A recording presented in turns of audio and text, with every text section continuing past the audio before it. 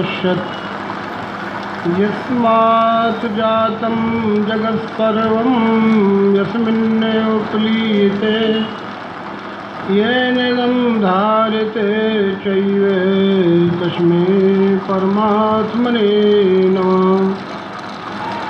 सर्वेषां यशः नित्यं सर्वभूतहिते रतः कर्मणां मनसा वाचा तस्मै धर्मात्मने नमः।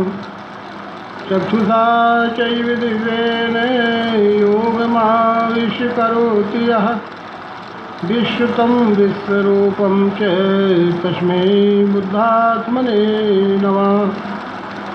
परम मंगलमय विश्वरूप परमात्मा एवं परमात्म स्वरूप तत्वदर्शी सद्गुरु के चरणों में सादर नमन करते हुए आज प्रातः कालीन सत्र में दिव्य दृष्टि और विश्वरूप दर्शन पर विस्तार से शास्त्र सम्मत प्रत्यक्षीकरण का प्रयोगात्मक परंपरा प्राप्त अनुभव हम आपने समझा था। भक्ति के बारे में भी यदि विस्तार से थोड़ा समझना है तो उस विषय को भी समझा जा सकता है। आज के सायंकालीन सत्र में अभी और भी बहुत से आदरणीय सज्जनों का, देवियों का यही विश्वरूप दर्शन और अनन्य भक्ति ही सर्वांग योग है। सर्वांग योग में प्रथम विश्वरूप दर्शन ही है और विश्वरूप दर्शन के पश्चात ही भक्ति हो सकती है। दर्शन के बाद जो व्यवहार होता है वही भक्ति है।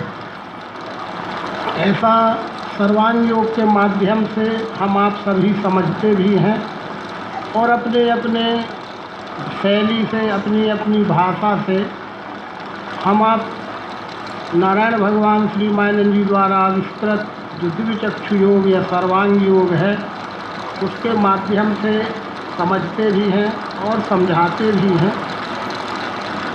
उसी कड़ी में उसको थोड़ा और यदि समझना चाहते हैं तो तीन भाव से वस्तु की खरी पहचान होती है। वस्तु का लक्ष्य भी त्रिविध स्वरूप रहता है, वह भी त्रिविध दृष्टिकोण यानी त्रिपुटी योग के द्वारा ही समझा जाता है। अभक्ति, भक्ति और अनन्य भक्ति। अभक्त शब्द भी होता है, अभक्त शब्द से ही अभक्ति शब्द बनता है। अभक्त, भक्त और अनन्य भक्त, अभक्त, भक्त और अनन्य भक्त, उसी से अभक्ति, भक्ति और अनन्य भक्ति।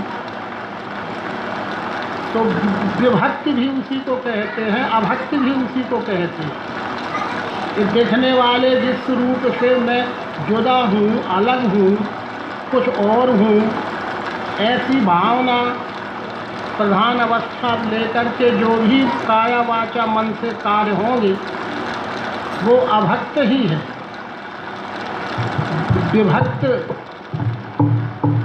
विभक्त होकर माने जुदा जुदा होकर के, अलग अलग होकर के, अलगाववाद रहन तो जैसे बैठ अलग अलग माने हुए अलगाववाद की भावना रखते हुए भी हमसे भक्ति होती है। उसे हम भक्ति नाम से करते रहते हैं, वही कल्पित नाम उसे शास्त्रों ने दिया है। तो वो विभक्त होकर के जो काया वाचा मन से क्यों ना हो, कितनी भी सच्चाई और निष्ठा से श्रद्धापूर्वक क्यों ना हो, पर अज्ञानी हीन श्रद्धा से संसी नाश में मिले। जैसे भगवान श्री कृष्ण कहते हैं कि वो अज्ञान ही है, हीन श्रद्धा, अज्ञानी हीन श्रद्धा से संशयी नाश में मिले। तो इस तरह से वो विभक्त अवस्था में जो व्यवहार होता है और अपने मन की मानी हुई पूजा पाठ व्रत उपवास सब कुछ होता रहता है, वो विभक्ति ही अभक्त है। विभक्त होकर के जो होता है वो अभक्ति ही है। तो फिर भक्त यानी जोड़ा हुआ, जिससे वह योग युक्ति प्राप्त हो गई है, तो वो जोड़ा हुआ है। वो अपने को विश्व से जुदा नहीं मानता है, अलग नहीं मानता है, जुड़ा हुआ देखता है। मैं इस विश्व से अभिन्न और अखंड हूँ। ये अपनी आँखों से जब देखा तो रंग रूप आकार और रचना की दृष्टि से तो भिन्नता है। यतिदम सकलम विश्वम नाना रूपम प्रतीतम अज्ञानात्। हम स्थूल दृष्टि से देखते हैं तो सब हमको जुदा जुदा लगता है। अरे ये टेबल अलग है, ये अलग है, ये चद्दर अलग है, ये दीवार अलग है, ये अलग ही अलग दिखता है ना। किंतु जब हम तत्व दृष्टि से देखते हैं, सूक्ष्म दृष्टि से देखते हैं, तो स्वरूप की दृष्टि से अलगाव है, आकार और बनावटों की दृष्टि से अलग है, लेकिन विचार दृष्टि से, रूप की दृष्टि से तो अखंड है। शब्द की दृष्टि से, स्पर्श की दृष्टि से, रस गंध की दृष्टि से, तत्व की दृष्टि से अखंड है।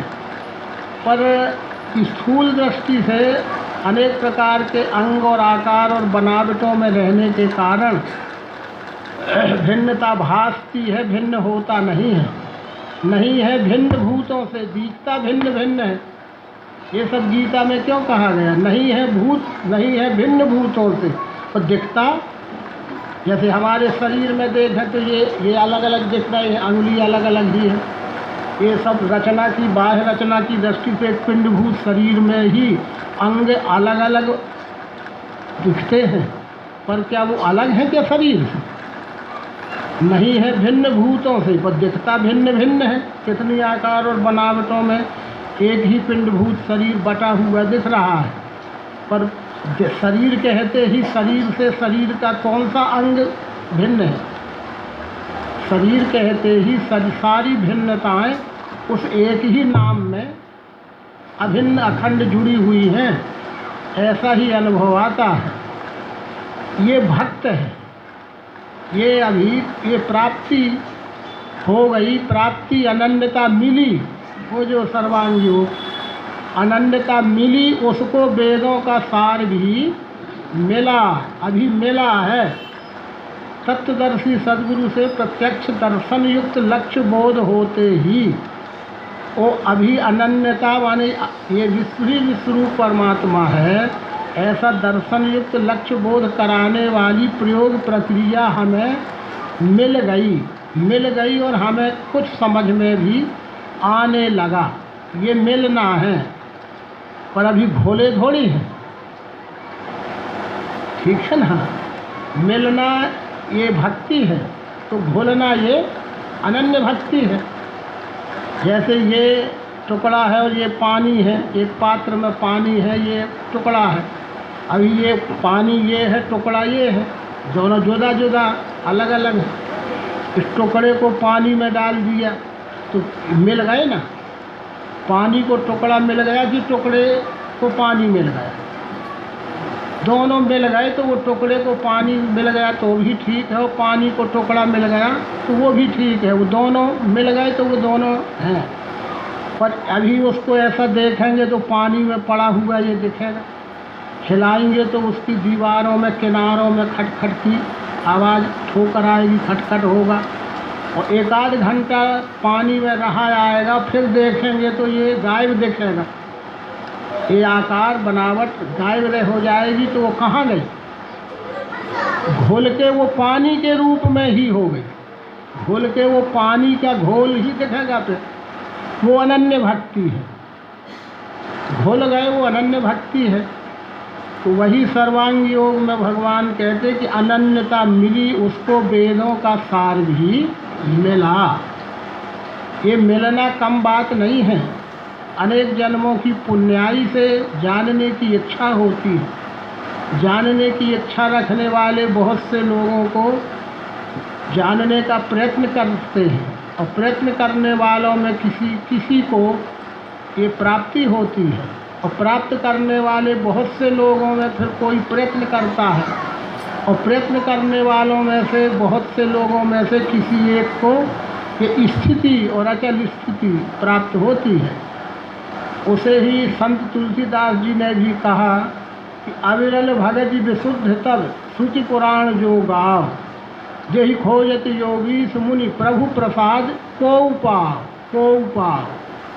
अविरल भगत विशुद्ध तब, अविरल भक्ति यानी अनन्य भक्ति, बिरल और अविरल, बिरल यानी दिखाऊ, कभी कभी हो गई, बिरली बिरल बिरल कभी कभी, और अविरल यानी सघन, घनिष्ठ, निरंतर, कंटिन्यू, लगातार वो अविरल है। कभी कभार, जैसे हमारा आपका कभी कभार सत्संग हो गया और लगे निरंतर होते रहे ना, वो अविरल हो गया। कभी कभी होगा तो वो बिरला हो गया, बिरला। तो अविरल माने अनन्य भक्ति। अविरल भगति विशुद्ध तब श्रुति पुराण जो गाव, यही खोजत योगी मुनि प्रभु प्रसाद को पाओ। को माने वही, बिरला, वो अनन्य भक्ति है। ये शास्त्रीय निरूपण जो श्रीमद् भगवद गीता में भी है, रामचरितमानस में भी है, सब संतों के वेद उपनिषद से लेके सब संतों के साहित्य में भी इसी प्रकार का निरूपण मिलेगा। तो भक्ति, विभक्ति, भक्ति और अनन्य भक्ति, प्राप्ति, स्थिति और अचल स्थिति, ये उसके त्रिविध स्वरूप हैं। अब भक्त किसे कहते हैं, ये भी बात है। तो भक्त किसे कहते हैं, उसकी पहचान लाक्षणिक ही सब जगह लिखी है। किसी विशेष प्रकार की वेशभूषा को, विशेष प्रकार के शरीर की बनावट को, सजावट को नहीं कहते हैं। अब ये लक्षण जगह जगह लिखे हुए हैं। श्रीमद् भगवद गीता के 12वें अध्याय का नाम ही अनन्य भक्ति योग है। तो उसमें लक्षण ही तो लिखे हैं। अदेष्टा सर्वभूता नाम, ये यहाँ से लेके प्राणी मात्र से निर्वैर भाव से, निर्वैर बुद्धि से व्यवहार करने वाले और अनेक प्रकार के इस प्रकार के गुण धर्म और लक्षण जिस स्वभाव में आ जाते हैं उसे भक्त कहते हैं। उसकी जाति कुछ भी हो, उसका रूप नाम चेहरा कुछ भी हो, उसका बाह्य पहनावा कुछ भी हो, इस बात से कोई संबंध नहीं। इसी प्रकार से श्रीमद् भगवद गीता के 13वें अध्याय में भी छेदज्ञ योग नाम का जो 13वां अध्याय है, उसमें भी अमानित्व, अदम्भित्व, ये सब प्रकार के लक्षण बताए गए हैं। ये सब लक्षण बसहि जासु, और रामायण में भी ऐसे ही कहा कि ये सब लक्षण बसहि जासु, और जिस अंतःकरण में ये सब लक्षण एक साथ एकत्रित हो जाते हैं उसे ही भक्त और उसे ही अनन्य भक्त कहते हैं। इसी प्रकार से जैसे हमारे आप में चर्चा हो रही है, श्रीमद् भगवद गीता में भी अर्जुन ने योग, त्याग और संन्यास और भक्ति क्या अलग अलग है, ये अर्जुन ने भी पूछा है। तो भगवान कृष्ण ने उसके उत्तर में यही दिया है कि एकम सांख्यम च योगम च, एक भक्तिर्विशिष्टति, जिसका नाम है संन्यास, जैसे संज्ञा उसी का नाम योग है। अब ये ज्ञान और योग, कर्म योग, ज्ञान योग अलग अलग है क्या? है संन्यास जैसे संज्ञा, उसी का नाम योग है। बिना संकल्प के त्यागे पार्थ योगी नहीं बने। एकम सांख्यम च योगम च, एक भक्तिर्विशिष्ट, ये नाम 3 हैं, ज्ञान, कर्म, भक्ति, 3 नाम हैं, पर लक्ष्य उन सबका एक ही है। त्रिपुटी इन सबन में लक्ष्य करावे एक। बिना ज्ञान के कर्म नहीं हो सकता, और बिना ज्ञान के कर्म होगा यदि, वो तो कर्म नहीं छूटे देही से, एक क्षण भी नहीं रह सकता कर्म के बिना। जीवों से करवाते हैं स्वभाव गुण कर्म ये। तो कर्म तो शरीर का धर्म है, कर्म तो होते ही हैं, पर बिना ज्ञान के कर्म सब हो गए हैं अयथार्थ, यथार्थ और अयथार्थ। बिना जाने जो कर्म हो, कर्म तो रुकता नहीं है, व्यवहार रुकता नहीं है, लेकिन बिना जाने जो व्यवहार होता है वो अयथार्थ है। अयथार्थ है, वह भक्ति के अंतर्गत नहीं आता है।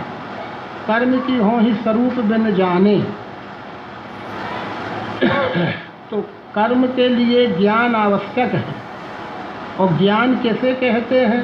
निज मूल स्वरूप के दर्शन को ज्ञान कहते हैं। निज मूल स्वरूप के दर्शन को ज्ञान कहते हैं। यदि ये दर्शन ज्ञान नहीं हुआ तो कर्म का क्षेत्र हमारा अयथार्थ रहेगा। और दर्शन ज्ञान जितना परफेक्ट होगा उतना हमारा कर्म क्षेत्र भी परफेक्ट यानी यथार्थ होगा, तो उसका फल भी परफेक्ट यथार्थ ही आएगा। इसलिए भगवान श्री राम से लक्ष्मण जी ने भी यही प्रश्न किया है, जैसा गीता का प्रश्न करता है अर्जुन है। ज्ञान कर्म से सुखदाई, बिन दोनों को एक किए नहीं सुख पावे कोई। कर्म से जिसने धीर होई, यही भगवान कृष्ण कह रहे हैं। ज्ञान कर्म पृथक माने, अज्ञानी है पंडित नहीं। ज्ञान से कर्म को, कर्म से ज्ञान को अलग मानना ही अज्ञान है, और वो जानकार नहीं कहला सकता। ज्ञान कर्म पृथक माने, अज्ञानी है पंडित नहीं। यथार्थ एक करने से दोनों की फल प्राप्ति। अब ये यथार्थ एक करने से दोनों की फल प्राप्ति है। अब यथार्थ एक करने से दोनों की फल प्राप्ति है तो कैसा होगा? जैसे वास्तव में भक्ति कहते हैं वो हो गई, तो केवल ज्ञान भक्ति है कि केवल कर्म भक्ति? यथार्थ एक हो गए तो वो दो पृथक है ही नहीं। इस बात को यदि समझना है तो वही सब सर्वांग योग का प्रयोग ही सब बात का सहज लक्ष्य भी भगवान ने करा दिया है। हम आप समझाते भी वही हैं और समझते भी वही हैं, लेकिन अभिव्यक्त करने की कुशलता अलग अलग होने के कारण तत्काल युगपद समझ का विकास नहीं हो पाता है। तो यथार्थ एक करने से दोनों की फल प्राप्ति है। ये बात कैसे समझ में आए? भगवान कृष्ण तो सटीक कह रहे हैं ना, यथार्थ एक करने से दोनों की फल प्राप्ति। तो ये अभी शक्कर है और ये अभी पानी है। यदि पात्र में भरा होगा तो समझ लो गिलास है, ऐसा आकार हो रहा मानी गिलास है। ये पानी है और ये शक्कर है।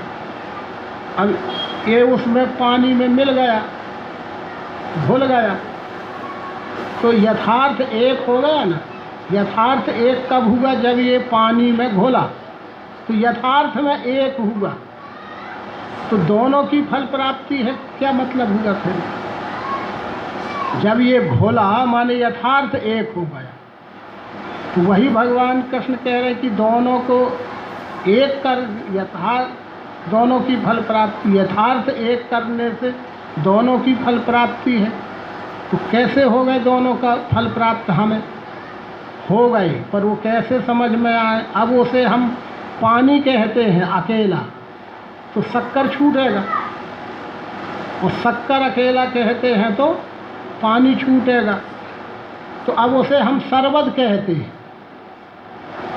ठीक? तो शरबत कहने से क्या पानी अकेला शरबत है कि शक्कर अकेला शरबत है?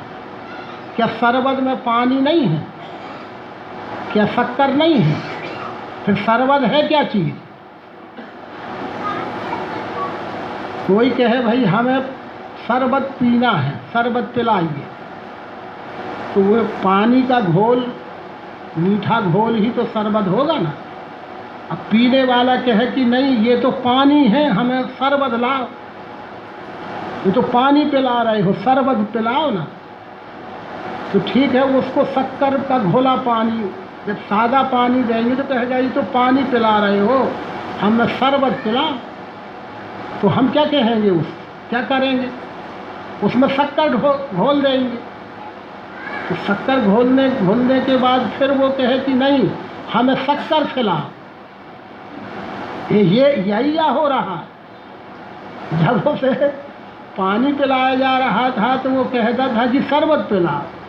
अब जब तुम घोल बना के रख दिए उसको शरबत पिलाने लगे तो वो कहता है हमें शक्कर खिला। अब इसमें थक रहा है समझा। ये थकने और थकाने वाली चतुराई, एक दूसरे को हराने जिताने वाली, थकने थका, जब तो कहा कि भटकने भटकाने वाली बात है। यही चल रहा है, यही चतुराई बनी है। अरे ना, ये चतुराई नहीं है। भटकत फिरे फिरावे असगत, खुद भटक रहे हो, खुद भ्रमित हो और जबरन का भ्रमित करके चतुर बन रहे हो। अरे सरबत है तो क्या वो पानी नहीं है? क्या शक्कर नहीं है? क्या पानी अकेला शरबत है कि शक्कर अकेला शरबत है? पर शरबत दिखाओ कहाँ है? अरे वो पानी का घोल ही तो शरबत है ना।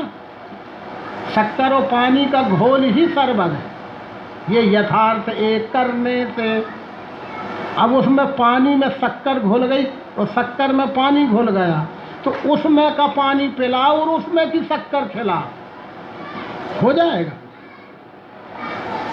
अलग से अब पानी लाया जा सकता है और अलग से शक्कर लाई जा सकती है, लेकिन इसी में का पानी हमको पिलाओ और एक कहे कि इसी में घोल में की शक्कर अलग करके हमको खिलाओ, हो जाएगा। मैंने तुम यथार्थ एक होना ही नहीं चाहती। बातें करते हो एक होने की और यथार्थ की और सब की, पर भीतर से तुम यथार्थ होना ही नहीं चाहते। अगर यथार्थ होना चाहते तो इसी में का, ये घोल में का पानी अलग कर के मुझे पिला और इस घोल में की ही शक्कर अलग करके मुझे पिलाओ। ये क्या है? यानी ये दुराग्रह बुद्धि है, जीव की दुराग्रह बुद्धि है। सात्विक श्रद्धावान एक को भगवान कृष्ण यही कह दी, यथार्थ एक करने से वो दो मिलके एक ही रूप ही हो गया है। हुआ मदरूप ही जानो, वो तत्रूप मदरूप सर्वरूप, वह सब सर्वरूप ही हो गया है। तो यथार्थ एक करने से दोनों की फल प्राप्ति है। शरबत पिया तो शक्कर पिया कि पानी पिया? शक्कर का स्वाद आएगा कि पानी का स्वाद आएगा? अरे वो तो दो हो रहा ही नहीं है। तो कहे ना मानो उसका, ये अनुभव श्रुति संतों का। प्रिय अस्थि भांति से काज आज तुम जानो समय है। वो भगवान कृष्ण कहते हैं कि यथार्थ एक करने से दोनों की फल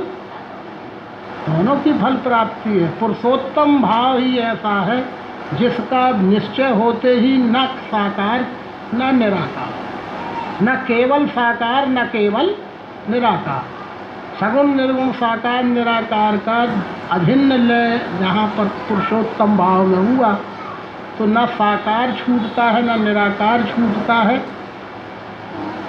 विश्व ही दिखता है, विश्व ही रह जाता है।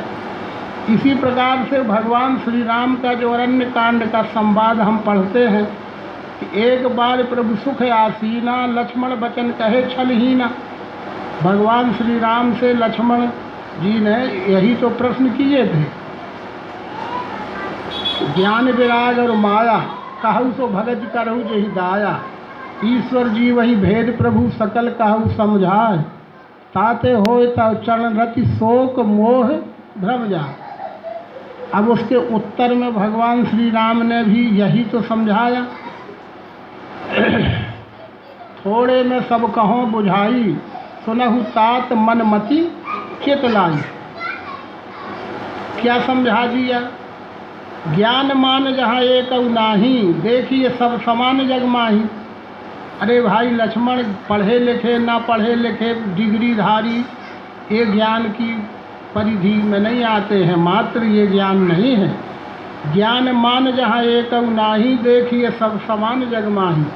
जो अपने सहज सब में समान रूप से एक ही अस्तित्व है, एक ही अविनाशी अभिन्न अस्तित्व है अपने सहज, ये अभेद दर्शनम ज्ञानम, ये ज्ञान है। ज्ञान मान जहाँ एक नाही, जहाँ एक भी प्रकार का व्यष्टि भाव का मान अभिमान नहीं रहता है, वही ज्ञान है। बस ज्ञान मान जहाँ एकम नाही, देखिए सब समान जग माही। समम सर्वेषु भूतेषु तिष्ठन्तम परमेश्वरम, सब में समान रूप से एक ही अभिन्न अस्तित्व है। ऐसा दर्शन युक्त जिसे स्थिति हो जाती है वो ज्ञानी है और वही ज्ञान है। वैरागी क्या है? सुनहु तात जे परम वैरागी, तृण संसिद्धि तीन गुण त्यागी। वही यानी परे, राग यानी आसक्ति, जो आसक्ति छोड़ के सब प्रकार का काया वाचा मन से संसार का सब व्यवहार करता है। कोई व्यवहार नहीं छोड़ता है, पर आसक्ति रहित व्यवहार जिसका होता रहता है। काया वाचा मन से आसक्ति रहित व्यवहार होते रहना, यही वैराग है। सुनहु तात जे परम वैरागी, तृण संसिद्धि की तीन गुण त्यागी। भक्ति समझाया, माया को भी समझाया। ताकर भेद विद्या पर विद्या दो, ताकर भेद सुनहु तुम सो। एक तात अतिशय दुख रूपा, जा बस जीव परा भव कूपा। एक रचे जग गुण बस जाके, प्रभु प्रेरित नहीं निज बल ताके। मैं और मोर तोर तय माया, जा बस कीन्हु जीव निकाया। ये अविद्या माया। ताकर भेद सुनहु तुम सो, विद्या अपर। दो माया के दो स्वरूप हैं, अविद्या रूपी माया और विद्या रूपी माया। नाम माया ही है, पर एक अविद्या रूपी है और एक विद्या रूपी है। अविद्या रूपी माया यानी निज मूल स्वरूप का अज्ञान भ्रम। निज मूल स्वरूप का अज्ञान भ्रम ही अविद्या रूपी माया है।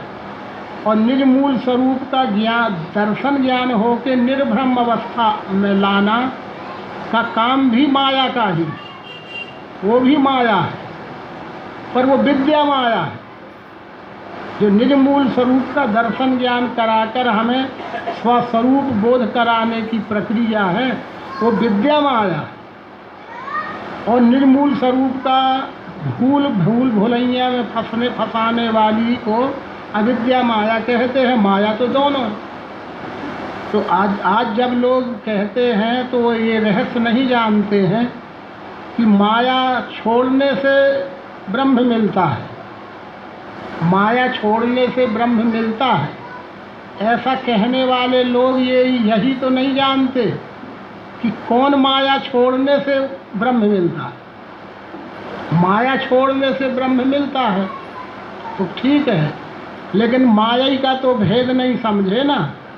उन्होंने घर गृहस्थी, पत्नी, बच्चे, खेती, मजदूरी, कुछ करके खाने की बात माया, कुछ करके खाने की बात चीज माया है।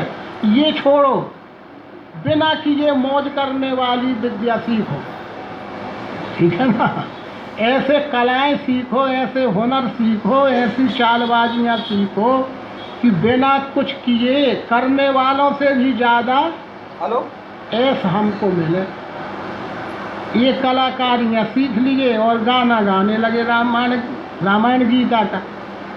अरे ताकर भेद सुनहु तुम सोऊ, विद्या अपर अविद्या दो। एक तात अतिशय दुख रूपा, जा बस जीव परा भव कृपा। एक रचे जग गुण बस जाके, प्रभु प्रेरित नहीं निज बल ताके। ये माया का यथार्थ स्वरूप, माया का यथार्थ स्वरूप क्या है? कि माया तो प्रभु की अर्धांगी भी कही गई है। आदि शक्ति यही जग उपजाया, सो अवतरे मोरी है माया। गोचर जहाँ लग मन जाई, सो सब माया जानो भाई। ये इंद्रिय और मन तक का अनुभव जहाँ से तक जाता है, इंद्रिय और मन का अनुभव कहाँ तक जाता है? 5 तत्व 3 गुण। इंद्रिय का अनुभव 5 तत्वों तक, और गुणों से मन का अनुभव 3 गुणों तक। इंद्रिय मन का अनुभव 1 कर दिया गया तो 8 अंग हो गया। वो 8 अंगों का विस्तार जहाँ तक है, कहाँ तक है? नहीं तब आदि मध्य अवसाना। उस 8 अंगों के विस्तार का आदि मध्य और अंत नहीं।